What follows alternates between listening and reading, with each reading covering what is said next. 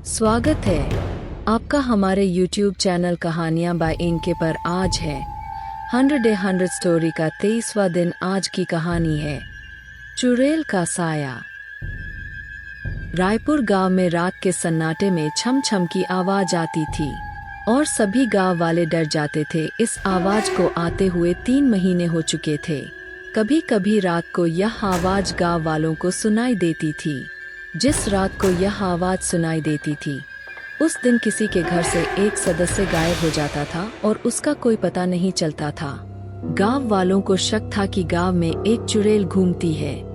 वह किसी न किसी घर को अपना निशाना जरूर बनाती थी। घर से अगर किसी की खिड़की खुली रह जाए तो उस घर से कोई न कोई गायब हो जाता था। वह कोई आदमी या बच्चा होता था। गांव वालों में बहुत दहशत थी। रात होते ही सब अपने खिड़की दरवाजे बंद करके अंदर बैठ जाते थे। इस दहशत के कारण गांव वाले गांव छोड़कर जाने का मन बना रहे थे। एक दिन गांव के सरपंच ठाकुर सुरेंद्र सिंह ने गांव वालों को इकट्ठा किया और उनसे बात की। सरपंच, एक चुड़ैल के डर से आप लोग गांव छोड़कर जा रहे हो। इस तरह तो पूरा गांव उजड़ जाएगा। हमें इस समस्या का कोई हल ढूंढना चाहिए। इस तरह से अपना घर अपने खेत छोड़कर भागना नहीं चाहिए। हरिया सरपंच जी, हम में से कईयों ने अपने परिवार के सदस्य खो दिए हैं। अब तो पानी सर के ऊपर हो गया है। आप कुछ कीजिए वरना हमें तो जाना ही पड़ेगा। सरपंच, घबराने से कुछ नहीं होगा। मैंने अगले गांव में रहने वाली जानकी ताई से बात की है। वे टोने टोटके करती है। उन्हें बुलाया है, देखते हैं क्या होता है। गांव वाले सरपंच को बहुत मानते थे। सबने उनकी बात का समर्थन किया और जानकी ताई के आने का इंतजार करने लगे। अगले दिन जानकी ताई गांव में आई। काले रंग के कपड़े पहने, गले में बड़ी छोटी कई मालाएं पहने, हाथ में मोरपंख से बना एक झाड़ फूंक करने का झाड़ू जैसा डंडा लिए वे गांव के बीच बने पीपल के पेड़ के नीचे बैठ गईं। सरपंच और गांव वाले दौड़ते हुए उनके पास आए, उनका स्वागत किया, उन्हें नाश्ता कराया। उसके बाद गांव वालों ने अपनी समस्या बताई। उसे सुनकर जानकी ताई ने कहा, मुझ उन घरों को देखना है जहां यह सब हुआ है। गांव वाले उन्हें एक घर के पास ले गए। वहां पहुंचकर जानकी ताई ने आंख बंद करके उसकी चौखट को छुआ। जानकी ताई, सरपंच जी, यहाँ तो चुड़ैल का साया है। इससे बचना बहुत मुश्किल है। मुझे पूजा करनी होगी, इसे वश में करके पूछना पड़ेगा। सरपंच, आप कुछ भी कीजिए लेकिन इससे हमारा पीछा छुड़वाइए वरना पूरा गांव उजड़ जाएगा। जानकी ताई, कोई भी आत्मा किसी को यूं ही परेशान नहीं करती। कुछ गलती तो आप लोगों ने भी की होगी, वही मुझे जानना है, तभी उसका हल निकलेगा।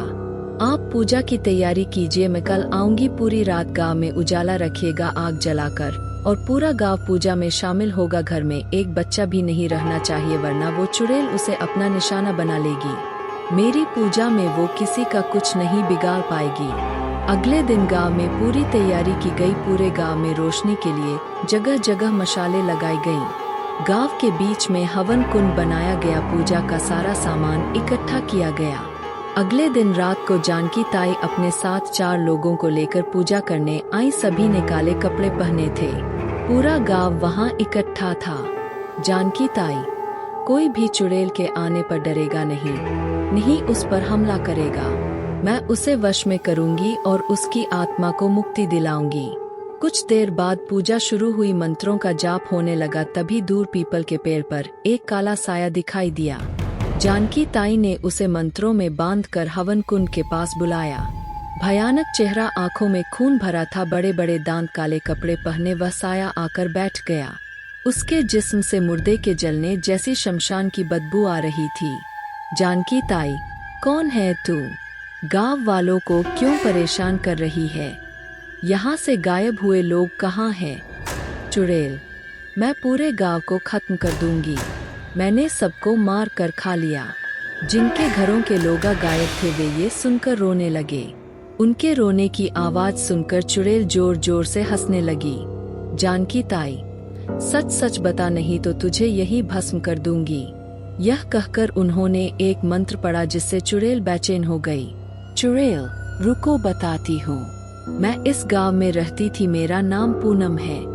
मेरे कोई बच्चा नहीं था, इसलिए एक तांत्रिक ने मुझे रात को पीपल के नीचे दिया जलाने के लिए कहा। मैं वही कर रही थी।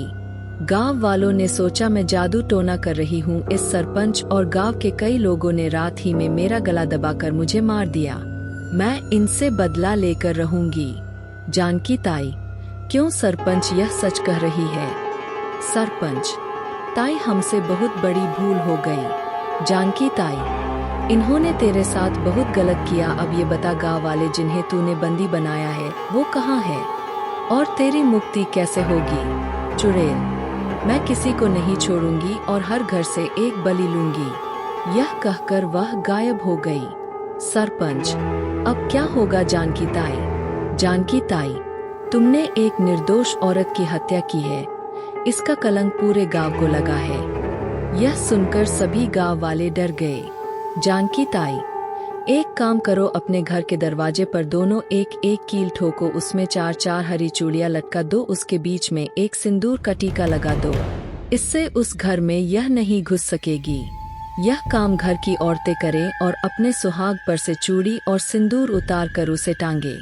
रात को कोई घर से बाहर न निकले। सभी गांव वालों ने ऐसा ही किया। अब उन्हें छम छम की आवाज सुनाई देती थी, लेकिन किसी घर से कोई गायब नहीं होता था।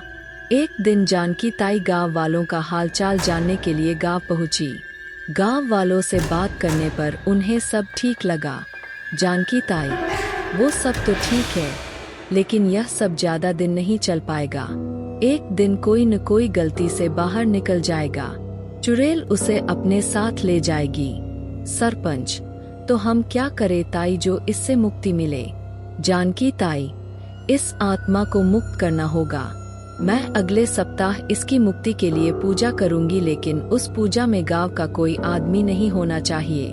एक सप्ताह बाद रात के समय जानकी ताई पूजा करने की तैयारी कर रही थी, तभी वह चुड़ैल वहां आ गई। चुड़ैल, तू मुझे मुक्त करना चाहती है तो पहले गांव वालों को मार जिन्होंने मुझे मार दिया। जानकी ताई, अब उन्हें माफ कर दे, नहीं तो तू हमेशा भटकती रहेगी। चुड़ैल, नहीं, मैं उन्हें कभी माफ नहीं करूंगी, खासतौर पर सरपंच को। तभी वहां सरपंच आ जाता है। सरपंच, तुझे मेरी जान लेनी है तो ले ले, लेकिन इन गांव वालों को माफ कर दे। जानकी ताई, मैंने मना किया था बाहर आने को, तुम्हें पता नहीं, तुमने अपनी मौत को दावत दी है।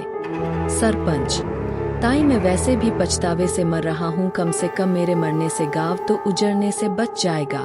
चुड़ैल, मुझे तेरी ही तलाश थी, लेकिन तुझे पछताते देख मेरा मन बदल गया। ताई, मुझे मुक्ति दिला दो। जानकी ताई पूजा करती है। थोड़ी देर में चुड़ैल की आत्मा स्वर्ग को चली जाती है।